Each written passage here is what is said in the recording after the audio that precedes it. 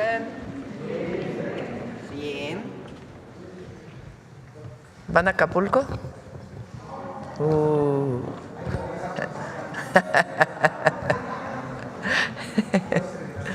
Ay, austeridad republicana.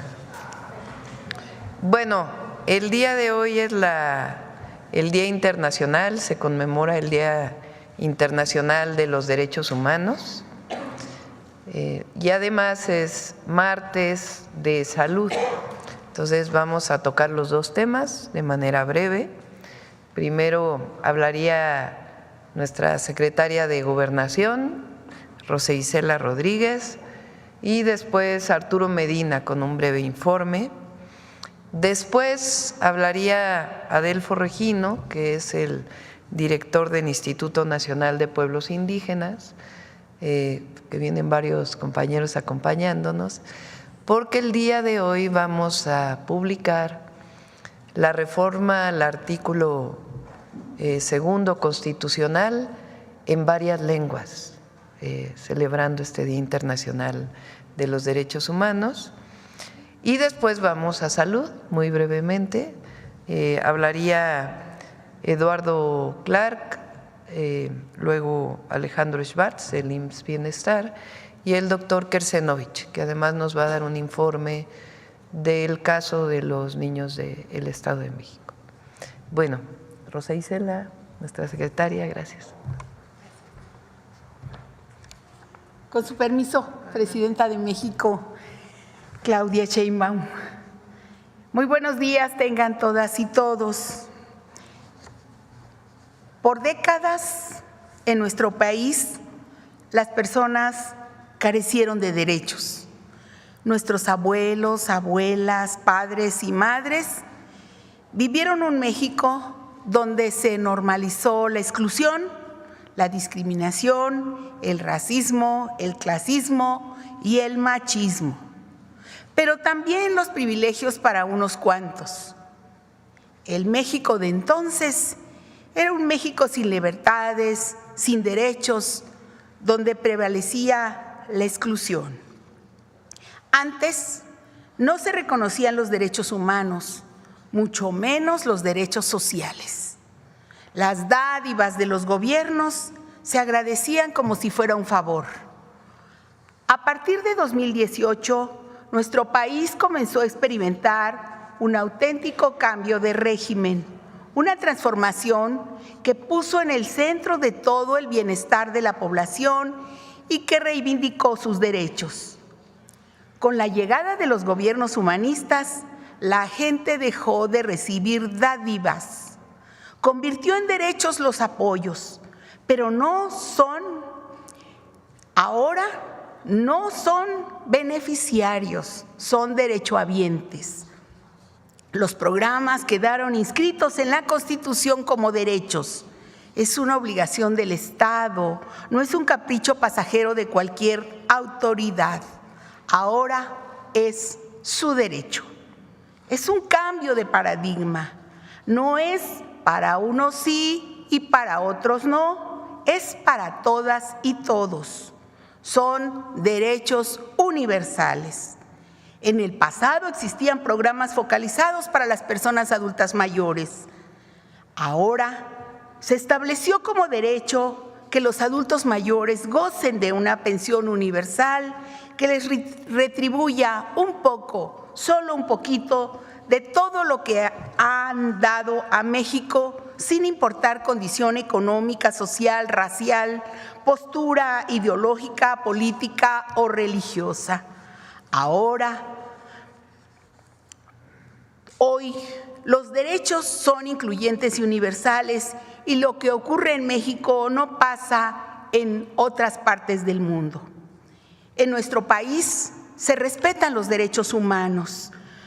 Por parte de la autoridad no hay represión, por eso se protegen las garantías constitucionales. Aquí la población ejerce su derecho a la salud, derecho a la educación, derecho a la cultura, derecho al acceso a la justicia. Nuestra Constitución reconoce a los pueblos y comunidades indígenas como sujetos de derecho público y habla de igualdad sustantiva entre hombres y mujeres. Sabemos que todavía muchas personas en nuestra sociedad siguen actuando con racismo y rigen su conducta por el color de la piel de la gente, por la estatura de las personas, por el origen étnico o por la condición económica. Hay racismo y clasismo. Hay quienes no admiten que otros tengan las mismas oportunidades de desarrollo. Contra esas prácticas hay que seguir luchando como sociedad y gobierno. Hoy tenemos una Comisión Nacional de Derechos Humanos, un Consejo Nacional para prevenir la discriminación, una Comisión Nacional para prevenir y erradicar la violencia contra las mujeres, así como comisiones estatales y nacional de víctima y búsqueda, y una Subsecretaría de Derechos Humanos que depende de Gobernación. Estas instituciones existen porque todavía prevalece una problemática en el país, pero en la medida que se respeten los derechos humanos de todas las personas, estos organismos reducirán sus actividades.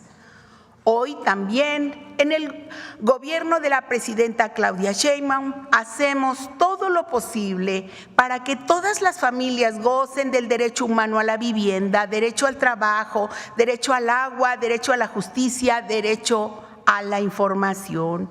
En este gobierno también estamos por las libertades, la libertad de tránsito, libertad de reunión, libertad de manifestación, la libertad de expresión.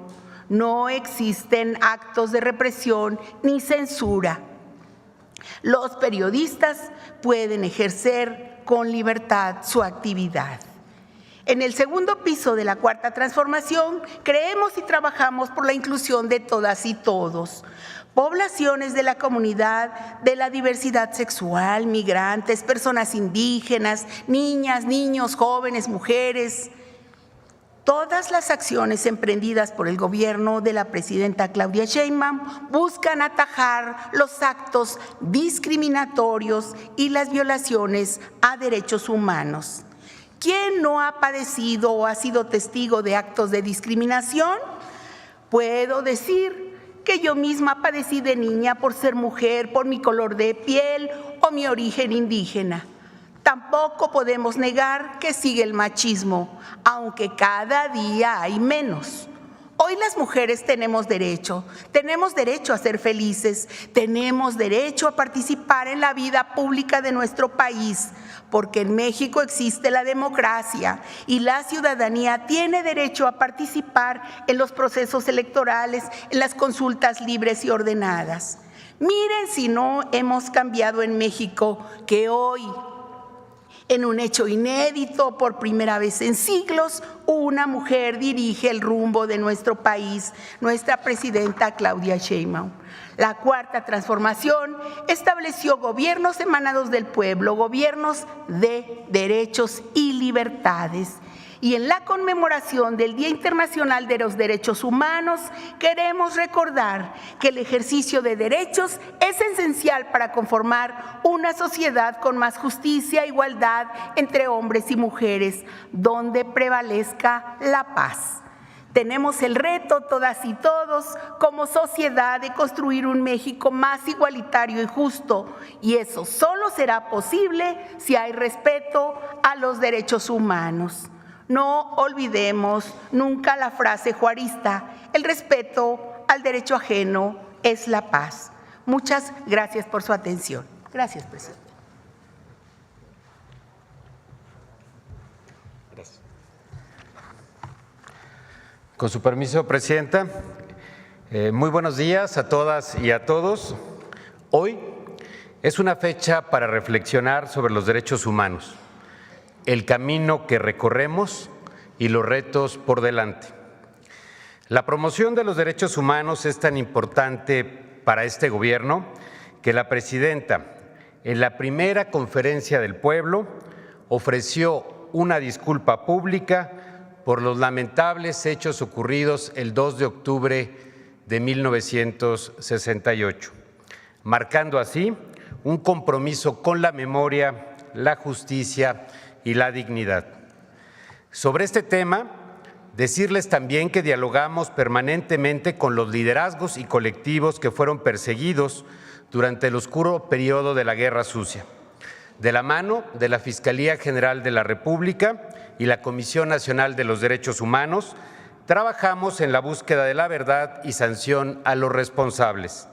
Por ejemplo, recientemente la Fiscalía Especializada en Derechos Humanos de la FGR realizó la traslación de tipos penales con el objetivo de evitar la prescripción de estos terribles hechos y reconocerlos como crímenes de lesa humanidad.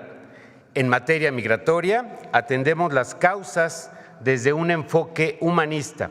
En lo que va de este año, se rescataron a poco más de 900,000 personas migrantes y se otorgaron 3,457 visas humanitarias. En materia de cooperación internacional, de la mano del Alto Comisionado de las Naciones Unidas para los Refugiados y de la Organización Internacional para las Migraciones, hoy se construye un centro multipropósito en Tapachula, Chiapas. Este centro busca atender de manera digna a las personas migrantes en el sur del país. En materia de desaparición de personas, se implementa una estrategia bajo el principio de búsqueda humanizada, cuyo propósito es que todas las personas desaparecidas y no localizadas tengan el derecho a ser buscadas, localizadas y puedan volver con su familia o con sus seres queridos. Para ello implementamos la Estrategia Nacional de Búsqueda Generalizada y se conformó la Red Nacional de Personas Buscadoras. Asimismo, se está mejorando el Registro Nacional de Personas Desaparecidas y no localizadas para hacerlo más eficaz y no volverlo solo una herramienta de búsqueda, sino un instrumento para reunir a las familias. Para garantizar la libertad de expresión y la defensa de los derechos humanos, el mecanismo de protección a personas defensoras de derechos humanos y periodistas triplicó sus capacidades de atención y respuesta durante el sexenio pasado y hoy se brindan medidas de protección a 2,337 personas defensoras y periodistas con sus familias.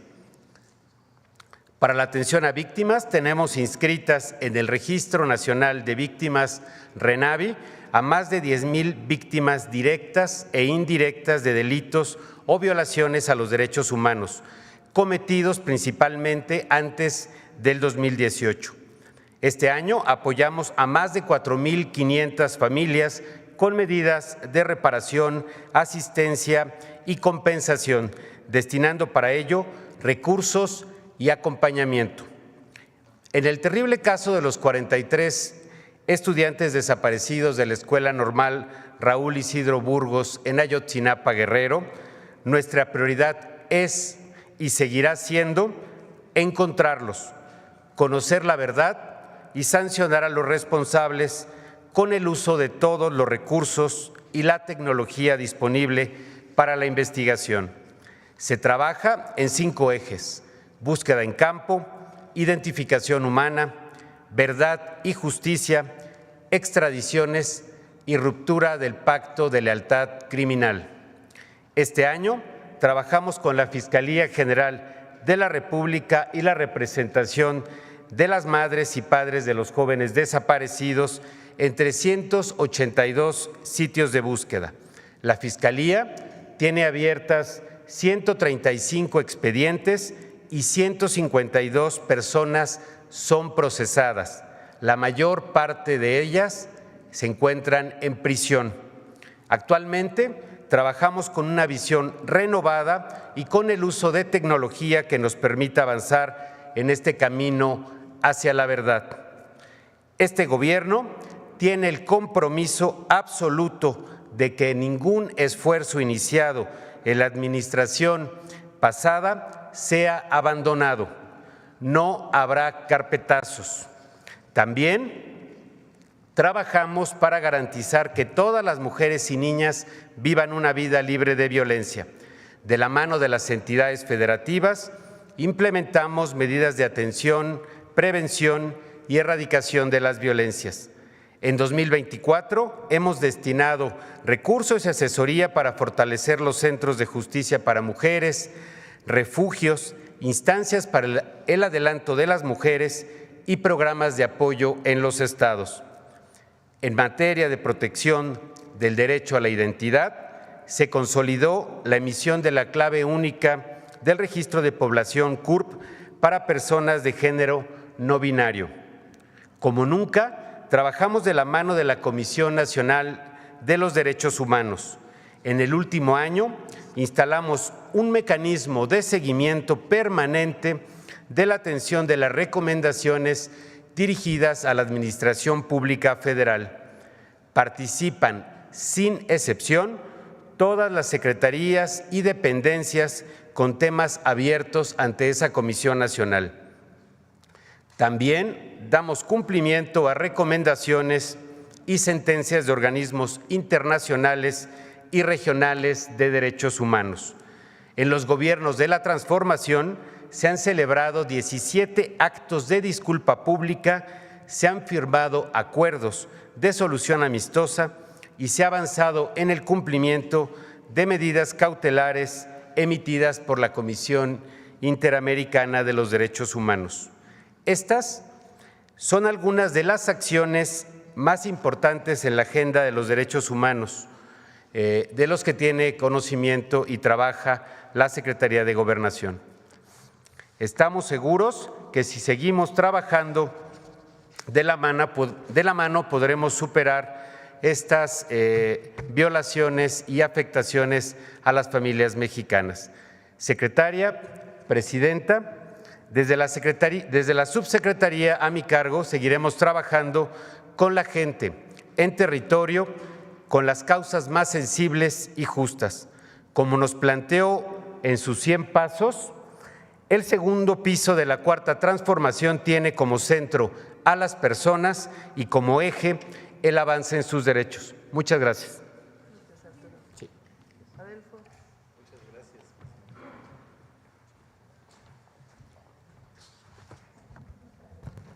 Sí, con su permiso, estimada presidenta, Dios maguepe Guctejkech, muy buenos días, hermanas y hermanos.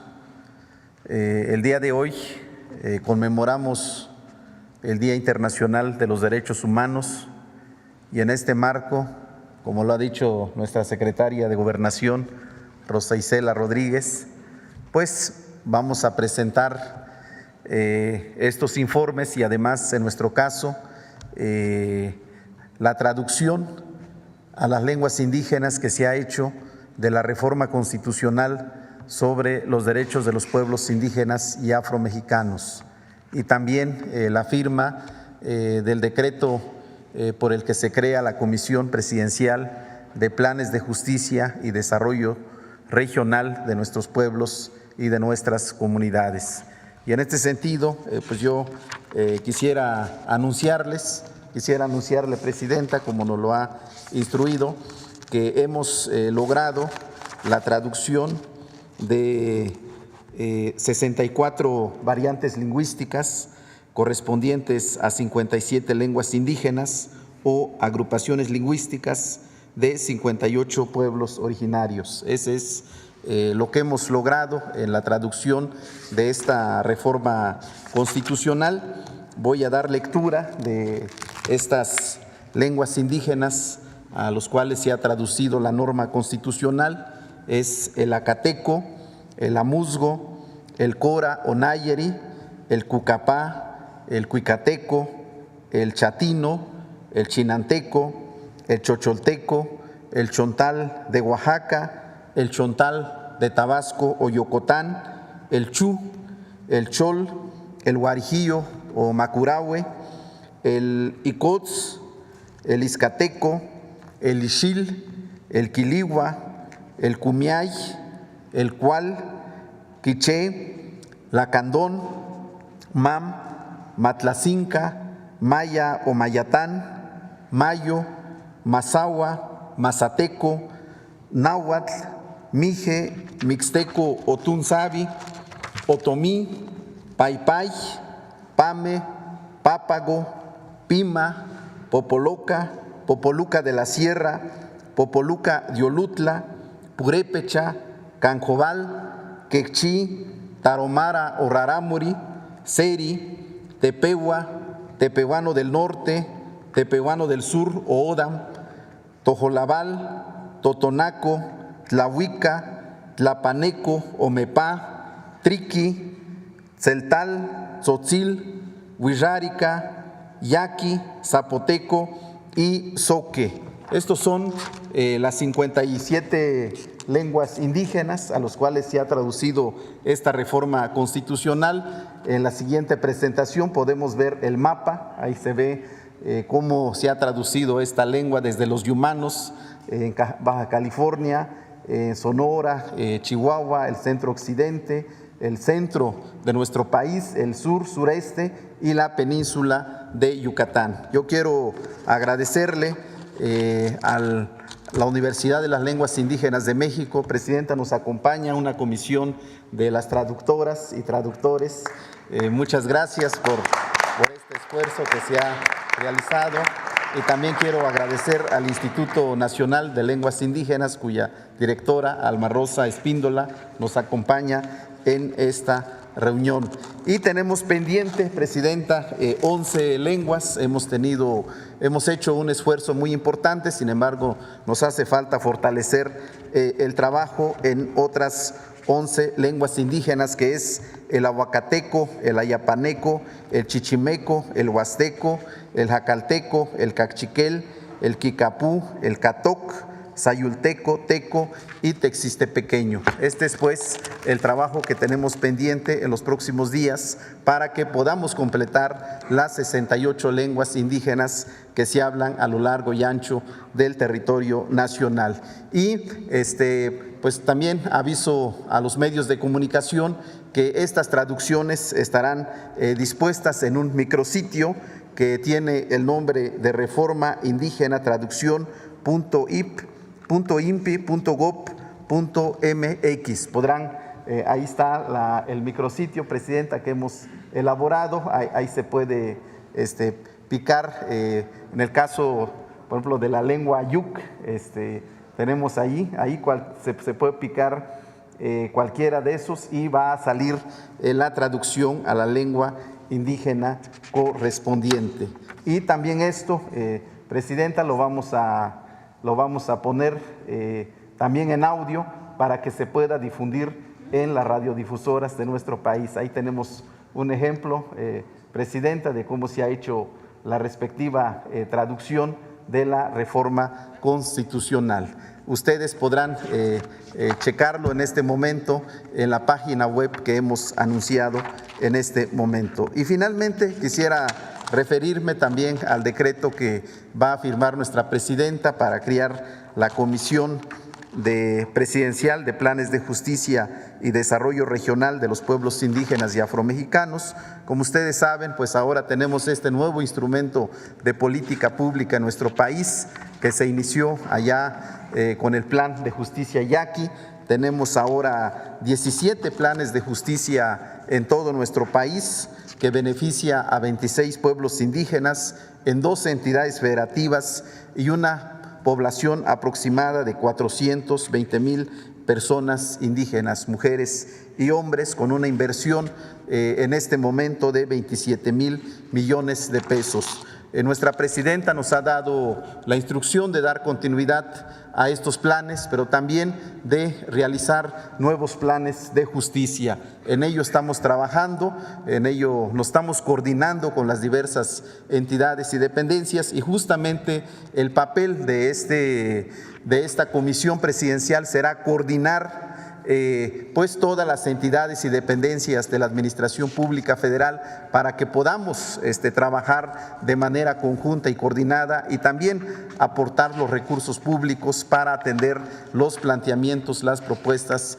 y las necesidades de nuestros pueblos y de nuestras comunidades. Y por eso pues tiene una gran importancia la firma de este decreto que crea esta comisión presidencial, a efecto de que podamos consolidar y profundizar nuestros trabajos en este segundo piso de la Cuarta Transformación Nacional. Muchas gracias, presidenta. Muchas gracias, hermanas y hermanos. Gracias.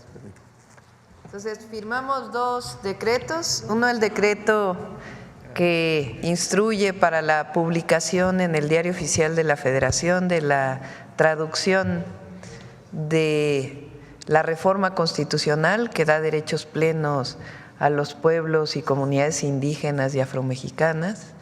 Y por otro lado, el decreto de creación de la Comisión Presidencial para el seguimiento y la atención de los planes de justicia de los pueblos indígenas y afromexicanos. Entonces, acompáñenme, Rosa Isela. Acompáñenme, compañeros, acá.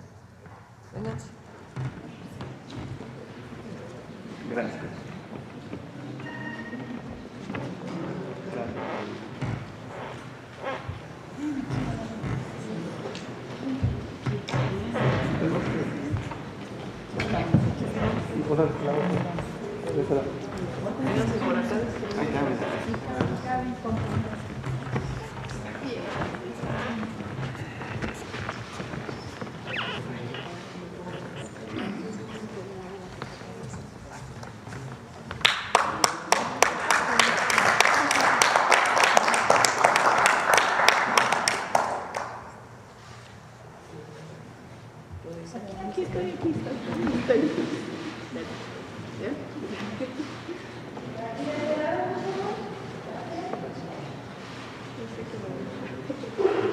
Muchas gracias. Muchas gracias.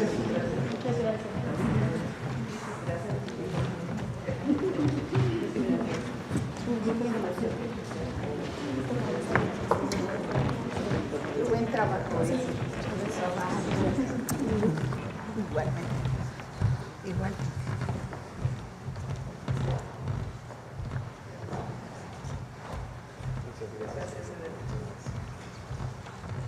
Bueno, ahora sí pasamos a Secretaría de Salud. ¿Quién presenta primero? Eduardo.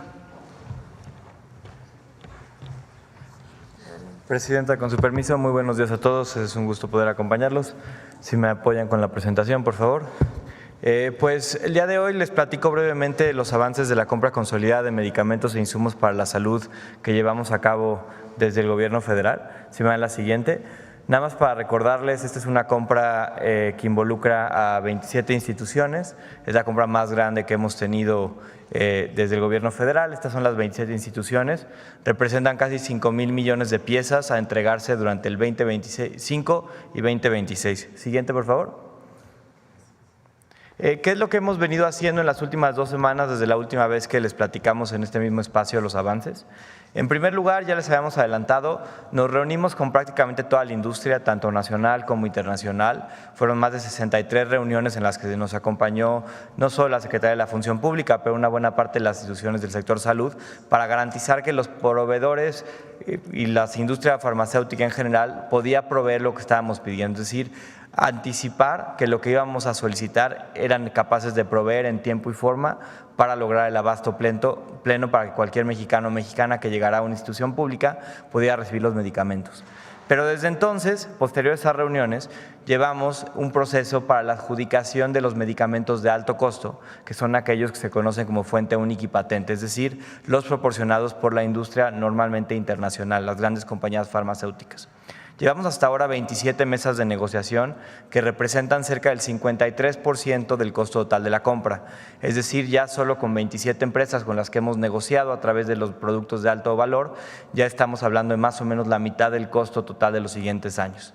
Además, cuando iniciamos este proceso hace 2 semanas, también comenzamos un cambio normativo para permitir el reconocimiento de productos importados de agencias de calidad mundial e internacional para que se fomente la participación de la industria internacional y garantice los mejores precios y condiciones de abasto al Estado mexicano. Esto vale la pena recalcarlo, involucra agencias del nivel de la FDA, que es la Agencia Regulatoria Norteamericana, la EMA, que es la Agencia de Medicamentos Europea, y agencias de países como Canadá, Japón, Singapur, entre otros, que son los mayores estándares de calidad en el mundo. En todo este proceso nos ha acompañado la Secretaría de la Función Pública. Particularmente queremos agradecer a su titular, a la maestra Buenrostro, quien ha participado en las 27 mesas de negociación junto con nosotros. Siguiente. Y para darles algunos resultados, es lo que les queríamos compartir hoy, es un poco lo que les voy a platicar. Llevamos, como les decía, cerca de 53% de avance en el costo de la licitación que hemos venido adjudicando. Esto representa una negociación por casi un precio original de 135,000 millones de pesos. Eso es lo que cotizaron las empresas, lo que se venía pagando por estos productos históricamente. Con las mesas que hemos tenido en estas 2 semanas, hemos hasta ahora obtenido un ahorro de 23,5 mil millones de pesos.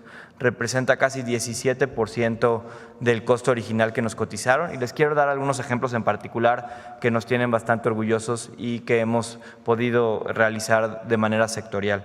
En particular, por ejemplo, el portafolio de los productos que compra el Estado mexicano para VIH y hepatitis C, enfermedades importantísimas, era un portafolio de casi 14,5 millones de pesos.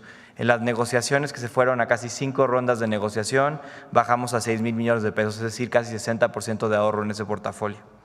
En los medicamentos, por ejemplo, para la diabetes, una de las enfermedades más importantes de nuestro país, hay muchos tipos de medicamentos, algunos que se vienen comprando históricamente desde hace 50, 60 años, pero hay 2 tipos de medicamentos que son de muchísima innovación, que tienen menos tiempo, que son los conocidos como los antagonistas del receptor del péptido similar al glucagón tipo 1, GLP-1, que son, por ejemplo, algunos de los medicamentos más innovadores con mejores desenlaces, que antes eran muy caros y que comprábamos poco. Y otro tipo de medicamentos como los conocidos inhibidores del SGLT2. Perdón por los tecnicismos, pero ahora tendrá sentido lo que les digo. Estos son medicamentos que son mucho más efectivos para atender y reducir las posibles complicaciones de la diabetes. Son medicamentos que antes nos costaban casi 10,000 millones de pesos comprar, ahora estamos comprándolos con 2,000 millones de pesos de ahorro, que permite reinvertir, que compremos más medicamentos de altísima innovación que garantizan la salud de los mexicanos, reorientando un poco nuestro portafolio. Es decir, no solo el ahorro es por ahorrar, sino también por comprar cosas mejores, más innovadoras, con mayor evidencia científica de su efecto. Tercer lugar, importantísimo, los medicamentos contra el cáncer, que son muy similares. Hemos venido llevando a cabo unas negociaciones para que los medicamentos de más innovación, que son los conocidos como basados en inmunoterapia, que son principalmente considerados los más avanzados por impacto en la supervivencia de las personas, en el potencial también para cambiar el paradigma de la supervivencia, hemos logrado reducir en varios de ellos casi 40% el costo, lo que nos permite ir migrando de terapias más viejas, más convencionales, con menores posibilidades de resultados, a no solo con menos costo, pero también comprar de lo más innovador. Aquí, por ejemplo, tenemos ahorros en solo el portafolio de cáncer de mama de casi 1,500 millones de pesos. Es decir, hemos venido negociando con las mejores condiciones de transparencia, que es lo que nos ha permitido poner a competir a la industria farmacéutica, que cambie un poco el paradigma de cómo ha sido históricamente la negociación con esta industria, no solo en el país, tal vez hace a una década, donde básicamente era venir a escuchar lo que ellos decían y aceptar. Desde hace 6 años se cambió el modelo, lo que hemos tratado como Estado mexicano es de poner el poder de negociación de nuestro lado, y por eso hemos generado grupos terapéuticos de expertos que nos han permitido saber por dónde atacar al sector farmacéutico para obtener los mejores beneficios para todos los mexicanos.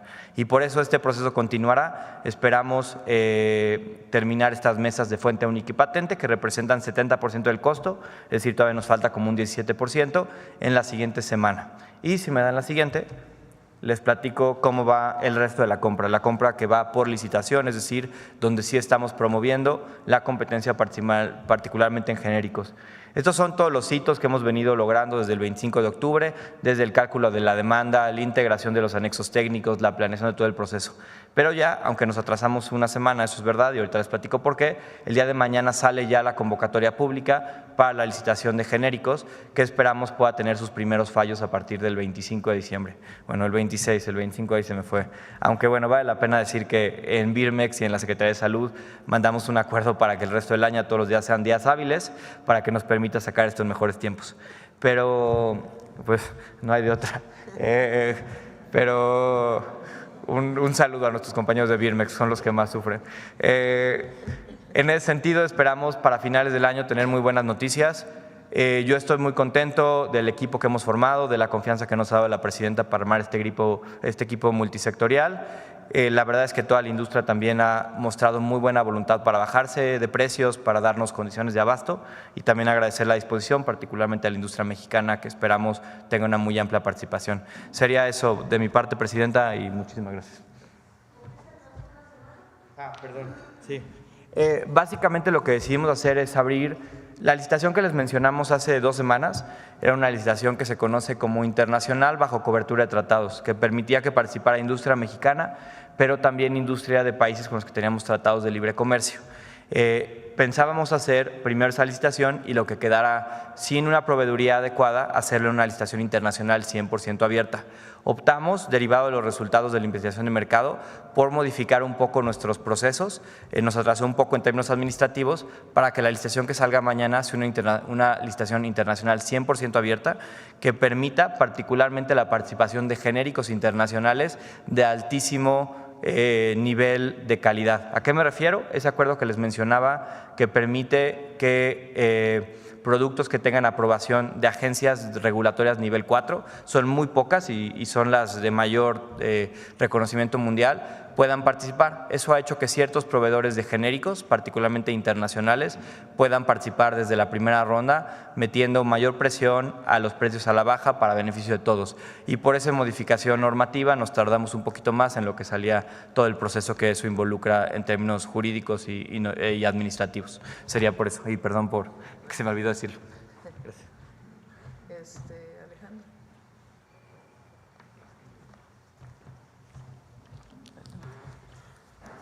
Con su permiso, presidenta.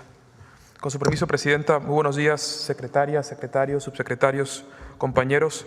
Es un gusto estar de regreso en este ejercicio de diálogo circular para presentar algunos cambios recientes que hemos implementado en el IMSS Bienestar por instrucción de la presidenta.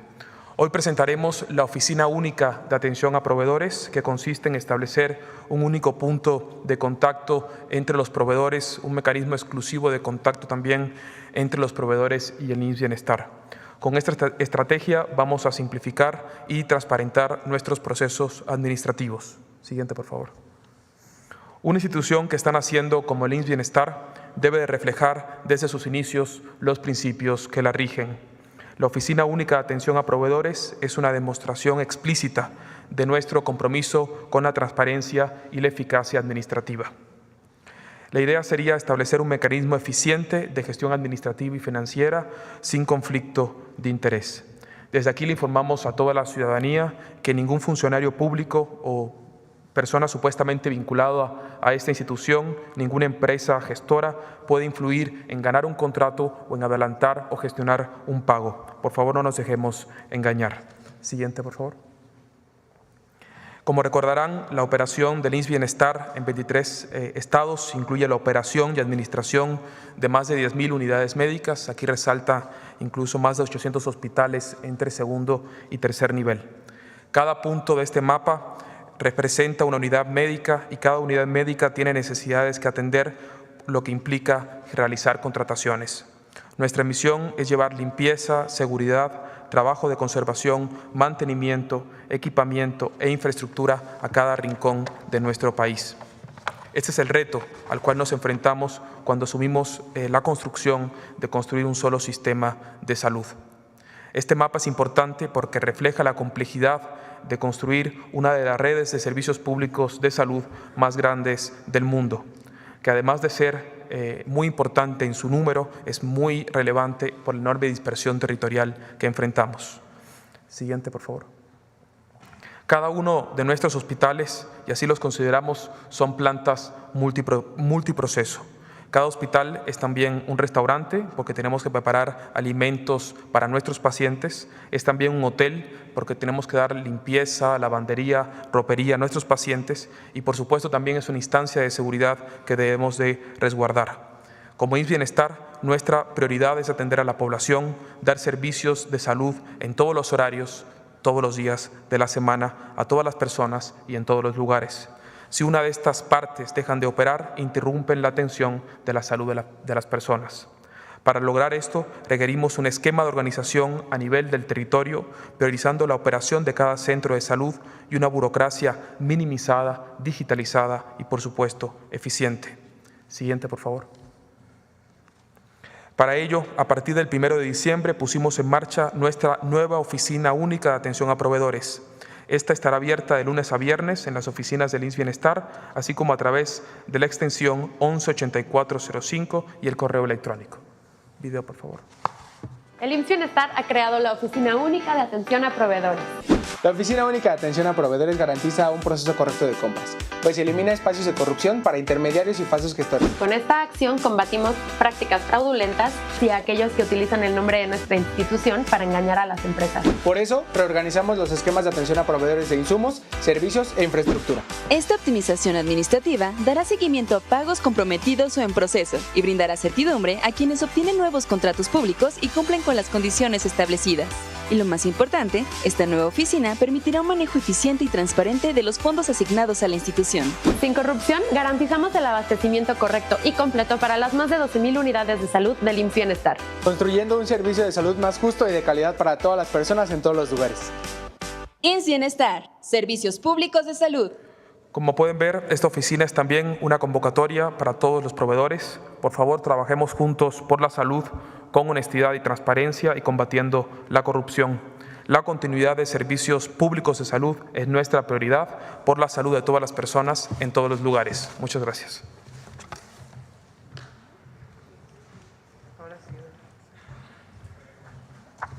Con su permiso, Presidenta, buenos días a todas y todos. En la última semana de noviembre, la Secretaría de Salud tuvo la notificación de un probable brote de enterobacterias en unidades de terapia intensiva.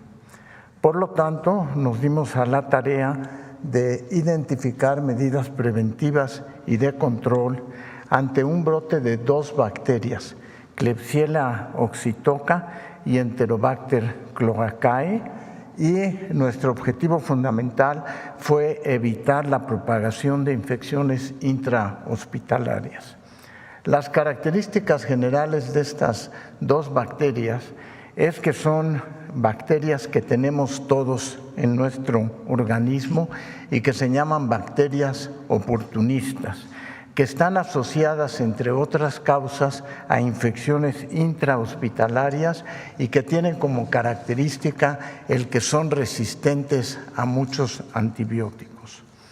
Los principales factores de riesgo que identificamos para poder tener este tipo de brotes son prematurez y bajo peso al nacer por un sistema inmunológico inmaduro, el uso de dispositivos médicos invasivos como catéteres centrales y ventilación mecánica, la alimentación parenteral, que es un ambiente ideal para el crecimiento de bacterias debido a su composición rica en azúcares, aminoácidos y grasas, y además se tiene que dar a través de catéteres centrales o periféricos que constituye una vía directa de acceso para las bacterias.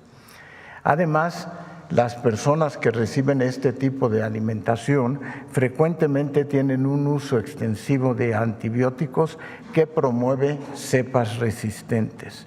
Y finalmente, la inmunosupresión, que son los neonatos con una condición de salud que afecta la inmunidad. Fue necesario primero confirmar el brote. Se notificó a la Dirección General de Epidemiología y a COFEPRIS el 28 de noviembre y nos dimos entonces a la tarea de investigar la posibilidad de que este fuera un brote real. Se practicaron cultivos microbiológicos en muestras clínicas, en pacientes y en el ambiente, y se identificaron patrones de resistencia a los antibióticos. La manera de identificar la resistencia a los antibióticos es con una prueba que se llama beta-lactamasa, BLE positiva, la conocemos nosotros en el ambiente médico, que es una enzima que inactiva precisamente a los antibióticos. Yo quisiera presentarles la investigación que hemos hecho en la línea de tiempo. El día 22 de noviembre, la Unidad de Vigilancia Epidemiológica del Estado de México notificó a la Dirección General de Epidemiología de un posible brote de infección en el torrente sanguíneo, probablemente relacionado con la contaminación de soluciones de nutrición parenteral. Todos ellos, los primeros casos que tuvimos, 20, comparten como factor común la administración de la nutrición parenteral total. Como medida de protección se suspendió la administración de nutrición parenteral desde ese día. El día 27 se tuvieron los primeros resultados de cultivos que se comunicaron a la Dirección General de Epidemiología los resultados y todos mostraban Klebsiella oxytoca B positivos. La empresa responsable de suministro de las nutriciones parenterales es Productos Hospitalarios SADCB y pudimos aislar los lotes de la nutrición parenteral para su investigación. Como decía, el germen fue Klebsiella oxitosa B positiva y la notificación oficial se hizo a la Red Hospitalaria de Vigilancia Epidemiológica el día 28 de noviembre para poder dar seguimiento y tratar de contener el brote. En ese momento se notificaron los casos y una defunción asociada a la infección del torrente sanguíneo, integrándose 4 unidades hospitalarias en el Estado de México con casos similares en comportamiento clínico y con aislamiento de microorganismos que mostraban además las mismas resistencias a los antibióticos. Al día siguiente, la Dirección General de Epidemiología y COFEPRIS instalaron un comando operativo en el sitio y se reforzó la búsqueda de casos a través de la Dirección de Epidemiología, dando como resultado, la búsqueda se hizo en todo el país, dando como resultado la detección de otros posibles brotes con características similares al Estado de México, que están todavía en investigación. 9 en Michoacán, de los cuales fallecieron 3, y 6 en Guanajuato, de los cuales falleció 1. Se solicitó información para establecer la probable asociación epidemiológica. Les adelanto que a partir del día 3 no hemos vuelto a tener ningún otro caso de este brote. Con la información de Michoacán y Guanajuato, se observa que las fechas de inicio de los brotes son similares al brote registrado en el Estado de México, con el mismo agente causal, la Klebsiella oxytoca, y el mismo patrón de resistencia. Se solicitó entonces el envío de cepas al Instituto Nacional de Referencias Epidemiológicas, al INDRE, para realizar, como está recomendado internacionalmente, pruebas fenotípicas y genotípicas para tratar de determinar si se trata de la misma cepa de antibióticos. Se confirmó que la empresa proveedora de nutrición parenteral era la misma y que vienen de la Central de Mezclas de Toluca. Este hallazgo refuerza la hipótesis de que en algún punto del proceso de elaboración de las soluciones ocurrió una contaminación. Se comunicó y se compartió los datos desde la Dirección General de Epidemiología a COFEPRIS y se emitió una alerta epidemiológica a nivel nacional. El 4 de diciembre se inmovilizó en forma preventiva todas las soluciones de nutrición parenteral preparadas a partir del día 21 de noviembre. La COFEPRIS inició y continúa investigando todo el proceso de producción, dando trazabilidad a la elaboración y transporte para identificar la posible causa y se emitió una alerta sanitaria. Tenemos ya los resultados preliminares del Instituto Nacional de Referencia, más allá de los propios cultivos que había en todos los pacientes. Se identificaron cepas de las cuales fueron aisladas de los pacientes y de los cultivos de las nutriciones parenterales, demostrándose de nuevo la presencia de las 2 enterobacterias. 15 pacientes en el Estado de México tenían Klebsiella oxytoca y fallecieron 13 de ellos, y se encontró en 2 bolsas de nutrición parenteral la misma Klebsiella. Se detectaron 5 aislamientos de Enterobacter cloacae en 3 pacientes y en 2 bolsas de nutrición parenteral. Se hizo además, como está recomendado, un fenotipo de ellos que permitió concluir que todos eran de un fenotipo conocido como fenotipo 2 de la misma clona, y que nos permite entonces saber que es de una misma fuente. Todos presentaron el mismo perfil de sensibilidad y el mismo gen de beta-lactamasa que da la resistencia a los antibióticos. En este momento está la caracterización biomolecular en proceso, tanto en el INDRE como en el Instituto de Genética, para tratar de identificar la cepa genética.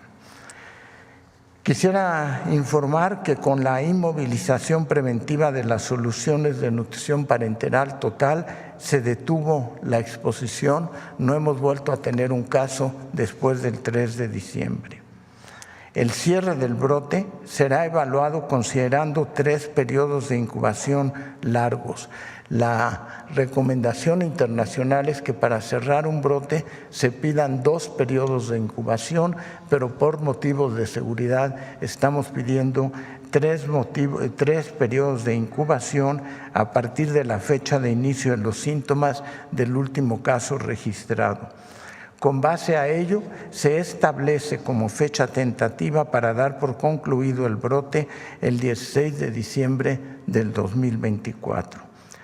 COFEPRIS está llevando a cabo análisis de esterilidad, no nada más en esta central de mezclas, sino en distintas centrales de mezclas de preparación de soluciones parenterales, y se avanzará a través de la Secretaría de Salud en la implementación de centrales de mezclas en el sector público. Es todo, Presidenta. Gracias.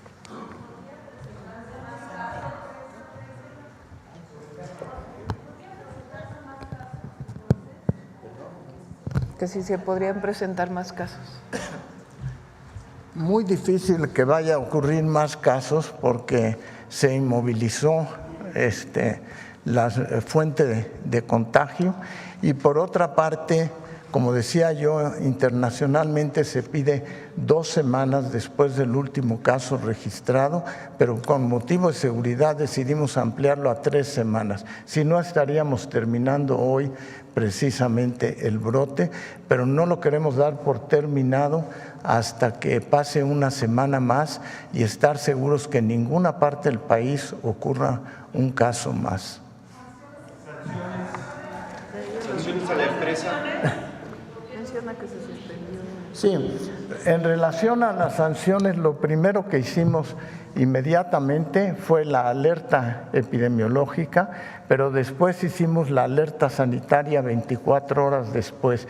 De esa manera se suspendió inmediatamente la producción y la distribución de la probable fuente que surgieron todos los casos de nutrición parenteral. Esto sigue en investigación, y no nomás sigue en investigación nuestra, sino que pensamos reportarlo a nivel internacional como un brote, porque es precisamente de estos brotes de los que podemos aprender para tener mejores medidas preventivas y de comunicarlo.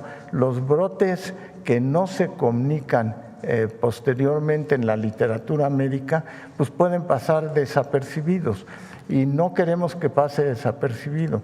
Queremos que esta sea una investigación completa, rigurosa, basada fundamentalmente en las muestras biológicas y ambientales.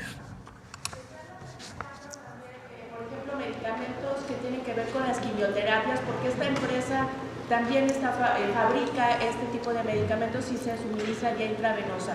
Sí. ¿Están haciendo también esta investigación? Sí, se está haciendo también la investigación. Por eso me refería yo precisamente al fenotipo y genotipo, para saber los genes de resistencia bacteriana. La identificación de los genes de resistencia bacteriana es lo que nos da la manera de poder saber si tiene relación o no con alguno de los medicamentos. Y por eso es muy importante también tratar de combatir el uso indiscriminado de antibióticos en la población en general, porque uno de los problemas que estamos viendo cada vez con mayor frecuencia es gérmenes que se vuelven resistentes a antibióticos, que se vuelven de esa manera mucho más agresivas. Y por eso esta investigación incluye no nada más los cultivos, sino el fenotipo y el genotipo, que todavía no tenemos los resultados porque toma un tiempo secuenciarlos. ¿Perdón? ¿Se actualiza también el número de fallecimientos? Sí, este es el número, yo creo, de fallecimientos total de este brote. Por eso no quisimos declarar terminado el brote hasta que cumplan 3 semanas del último diagnóstico. Sí. Sí, y son los únicos sitios en el país, porque la central de mezclas se distribuye a muchas partes del país y por eso tenemos los lotes aislados para hacer la investigación. ¿Cuántos son en total los fallecidos, secretario? Son 13 y 4, 17. 17 niños, desafortunadamente, todos ellos niños prematuros, de bajo peso. Hubo un solo caso de alguien que tuvo 14 años de edad. Las denuncias que se interpusieron, ¿por qué será o quiénes van a valer? ¿Perdón? Perdón, es que no sé. Las denuncias que van a interponer ¿contra quiénes van a ser? Sí. Se están tomando 3 acciones. La primera es administrativa y es de distintos tipos. Tiene que terminarse completa la investigación para poder proceder. Se hicieron medidas preventivas que tienen que ver con lo que mencionó el doctor Kersenovich, que es suspender por lo pronto la producción en este centro de mezclas para este tipo de alimentación, que en realidad es una alimentación que proviene de una empresa. Eso sería, digamos, medidas preventivas. Segundo, las sanciones administrativas, que tienen que venir desde la propia Secretaría de Salud y también va a apoyar ahí la Secretaría Anticorrupción y de Buen Gobierno para la sanción a las empresas, administrativo. El tercero es la inspección de todas las sitios de las centrales de mezcla. Por parte de COFEPRIS. Ayer lo pedí, que se hiciera una inspección muy detallada por parte de COFEPRIS de todas las centrales de mezcla. Y la cuarta es la penal. Esa carpeta de investigación, por lo pronto, en el Estado de México, está en la Fiscalía del Estado de México, porque hay niños fallecidos. Y también pues debe de abrirse carpetas de investigación en las fiscalías estatales. Y lo que queremos es que se llegue a la última instancia, es decir, no solamente al seguimiento de si fue, qué pasó en esa central de mezcla de Toluca y la responsabilidad de la empresa, porque no solamente es de una persona, sino también de la empresa. Autoridades es difícil, porque lo que se hace es que se recibe y como normalmente se hace el procedimiento. De todas maneras, tiene que darse la investigación. Pero la hipótesis hasta ahora que tiene que demostrarse, pues es que venía contaminada estos lotes que se produjeron en una central de mezcla en Toluca de una empresa. ¿Perdón? ¿Qué sanción correspondería? Ya lo vamos a informar. Tenemos que revisarlo con la Secretaría de Salud. Tiene que terminarse la investigación, pero tiene que haber sanciones porque aquí se perdieron vidas de niños. No, a través de COFEPRIS, de las vías normales, pero las investigaciones administrativa y penal continúan.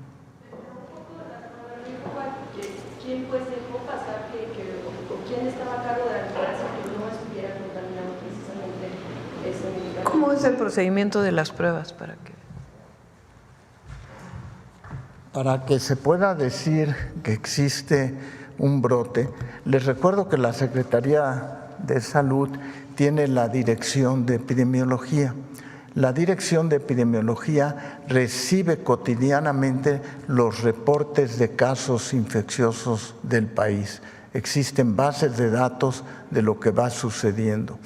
Cuando en algún evento ocurren cuando menos 2 casos de bacterias oportunistas, porque tenemos infecciones cotidianamente, pero hay bacterias que nosotros les llamamos oportunistas. Les decía yo que dos bacterias que presentamos son comensales que tenemos nosotros en el propio organismo y que normalmente no causan infección. Muchos de ustedes pueden tener esas bacterias, pero no tienen una infección por esas bacterias. Cuando aparecen 2 casos, entonces la Dirección General de Epidemiología recibe la notificación y entonces cuando empieza la investigación de que no vaya a ocurrir un brote. La Dirección General de Epidemiología es precisamente el órgano que tiene esa función de vigilancia. Todos tenemos esas bacterias, pero no tenemos un brote de enfermedad. Entonces necesitamos ver qué es lo que sucede y por eso hablaba yo de los factores de riesgo y de estar pendientes. ¿No se pudo haber dado por una mala praxis dentro de los propios hospitales? Sí, pero es muy difícil, precisamente porque el brote ocurre en distintos hospitales. No viene de un solo hospital con una fuente. En el Estado de México son 4 y en los otros 2 estados son 2 por cada estado. O sea, estamos hablando de 8 centros hospitalarios. Muy difícil que sea por una práctica de alguien que esté contaminando las muestras a la hora de aplicarlas. Pero de cualquier manera estamos tomando cultivos de todos, no nada más del ambiente. Sí, eso será a nivel de las secretarías estatales de los sitios.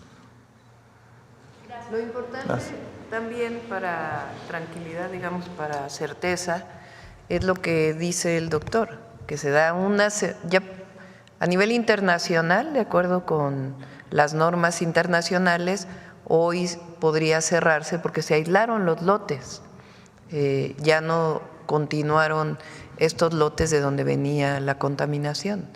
Entonces hoy debería cerrarse y la Secretaría de Salud decidió una semana más para poder cerrar, digamos, este brote epidemiológico. Entonces, lo importante que sepan es que ¿qué se va a hacer?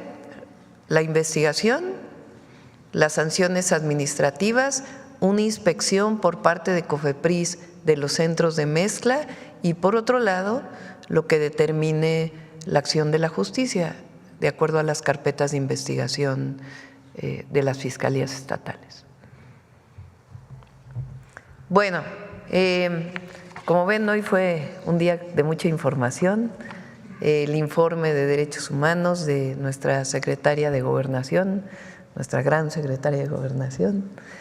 El segundo es lo que se ha logrado en la compra de medicamentos de patente por la honestidad, honradez y transparencia en todo el proceso.